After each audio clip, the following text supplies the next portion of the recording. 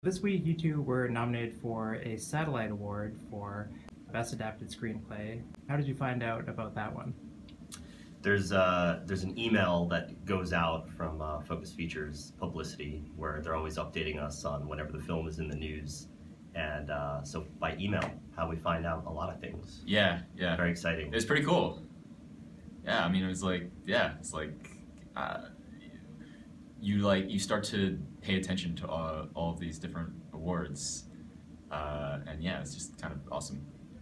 In the nominations announcement, you two were credited on BlacKkLansman, of course, but the spelling was a little different with the capitalization of the K's. How did you decide on the spelling of the title, and why is it important? Well, that was all Spike. Yeah. When we on the first few drafts, it was two separate words. Two words. Black and Klansman. But Spike comes on and he makes it a Spike product. Yeah. And it's catchy. It's cool. Yeah, it's like you see it. It's like, what is that? And making it one word. So that was all Spike. It's clever. Would you say this is a funny movie? It has a lot of some funny parts. It's definitely not a comedy. But yeah, I mean, there are laughs in the movie. I mean, there have to be. We from the beginning, we were like, we have to lean into the absurdity of the premise and the story. It's impossible to ignore. Exactly. Now, even though it's not a comedy, was there any talk about entering it into comedy categories for the purposes of awards? Like Get Out was produced by the same team last year, was submitted across the board in comedy categories. We're actually, I don't think we were in that conversation. Yeah, no, it's tough to, you never know how people are gonna, receive a movie. It's got some comedic elements, some dramatic elements. That's not for us to decide. Yeah. That's for, voters or, the general audience. Or Focus Features to decide.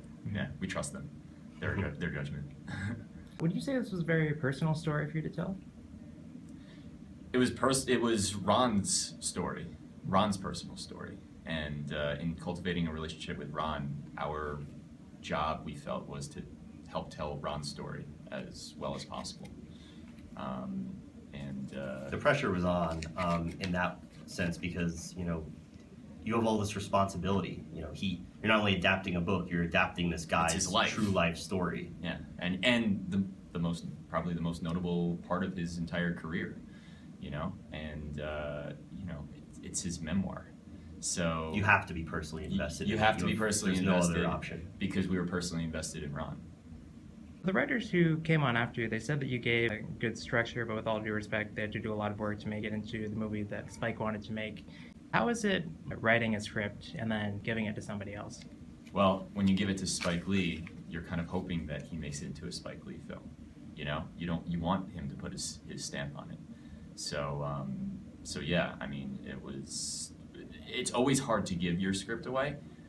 But it's your baby, you've been working on it for so long. You have a sense of ownership over it. But as the process goes, it comes a time when you have to hand it up. If you want it to be a movie, you're gonna have to let somebody acquire your rights, and it's gonna have to go through this process of let's make it as good as possible so it's ready to be a movie. It's the reality of being a screenwriter. But again, if you're gonna have somebody do a pass in your script, have it be Spike Lee. How involved were you two once you handed it off? Because you do have the co-producer credit on the movie. Sure.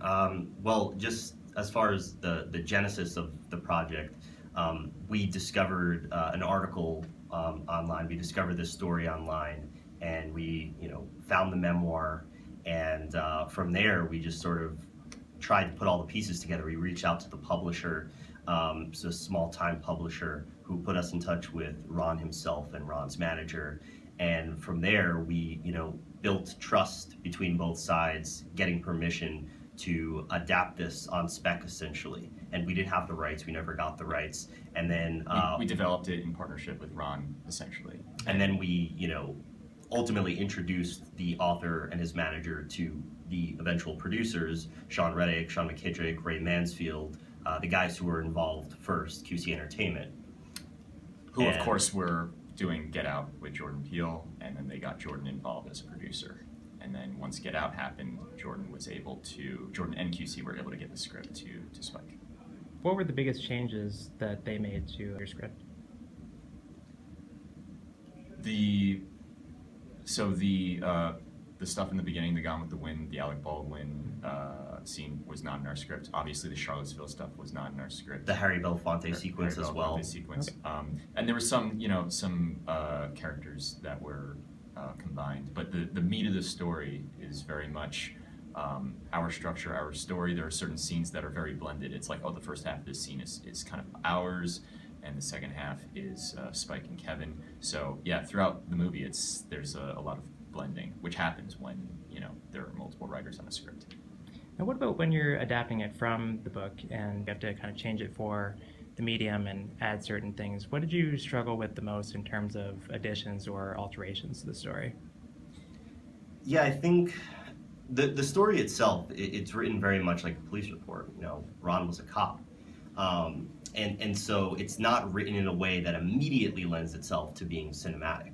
So you have to take what is in the book, work with it, and build it into this cinematic universe. The true life story gave us roughly kind of an Act 1, and the fact that David Duke did visit Colorado Springs and Ron was made his bodyguard when he was in town, that kind of gave us an Act 3, but there wasn't really an Act 2. The investigation in real life there wasn't really a specific objective. So one of the major things that we did out front was literalize these threats of a bomb attack, which kind of gave us a nice engine to get through our second act. Yeah, I'd say a lot of the stuff in the film that I kind of expected to be made up was actually not. Yeah. Mm-hmm. And then I read all these tweets from Boots Riley talking about how he's saying that Ron is actually a villain and not a hero.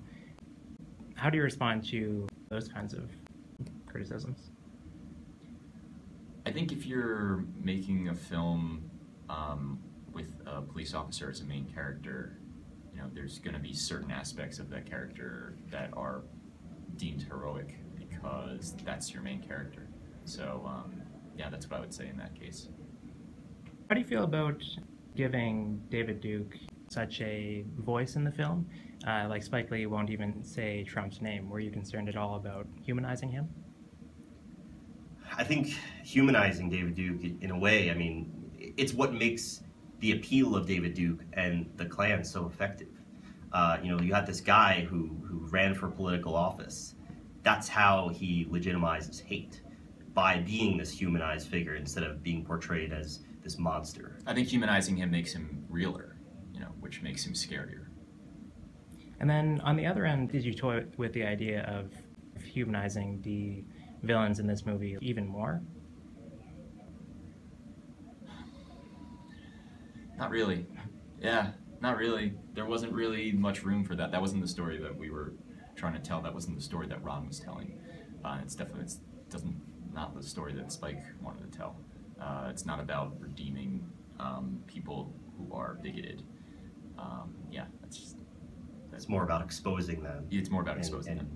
The fact that they're just people living among us, not like these caricatures that are often portrayed in media. So what does it mean to be here, to be among the Variety 10 screenwriters to watch? It's a tremendous honor. Yeah, it's great. We were just saying earlier on the bus ride up here, it really, me personally, it hit me when we're just sort of chatting with the writers of A Quiet Place and Uncle Drew, and for the 2.5 hours it took to get up the hill. Mm-hmm.